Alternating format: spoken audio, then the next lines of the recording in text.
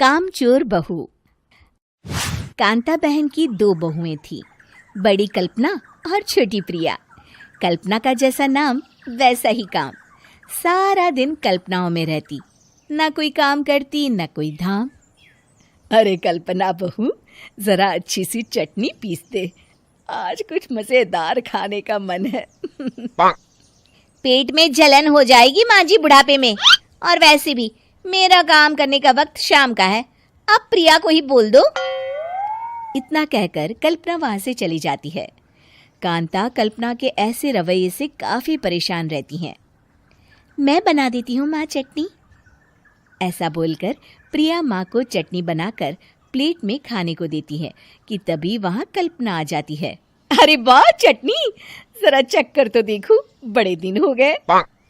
अरे नहीं बहू, तू तो रहने ही दे चटनी खाना, पेट में जलन हो जाएगी।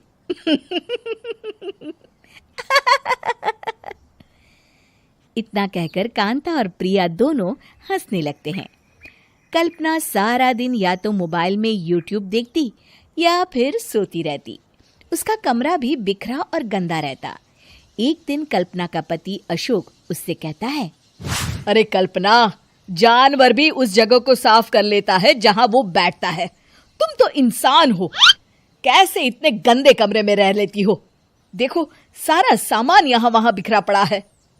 ज्यादा अपनी माँ का बोल ना बोलो। हाँ, कमरा तुम्हारा भी तो है, गंदा लग रहा है तो साफ कर लो।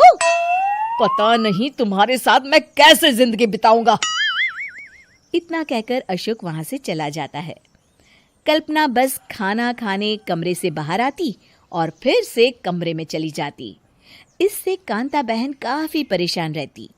एक दिन प्रिया कांता से कहती है, माँ, मैं सारा दिन काम करके थक जाती हूँ, आप कल्पना दीदी से कहिए ना कि सुबह और शाम का काम बांट ले। मैं तो अब सिर्फ एक वक्त का ही काम करूँगी। हाँ। अरे तू वो भी ना करना, एक बहू तो कामचोर थी ही, दूसरी भी आ गई काम ना करने के बहाने लेकर। तभी वहां प्रिया का पति रमेश आ जाता है। माँ, मैं देख रहा हूँ भाभी कोई काम नहीं करती, प्रिया सारा दिन घर और रसोई का काम करती है, अब कुछ करो ना माँ। कांता मन में कुछ सोचती है और कल्पना के पास जाती है। कल्पना फोन पर मेकअप करना देख रही होती है। कल्पना, तुम सारा दिन बस मोबाइल देखती हो, घर का कोई काम भी कर लिया करो। प्रिया सारा दिन काम करके थक जाती है। आज से मैंने फैसला किया है, एक वक्त का काम तुम करोगी, सुबह का खाना तुम बनाओगी और रात का प्रिया। आप लोगों ने काम को हव्वा बना रखा है। अरे पता नहीं थोड़ा सा ज्यादा काम करने में आप लोग घबरा क्यों जाते हैं। और हाँ,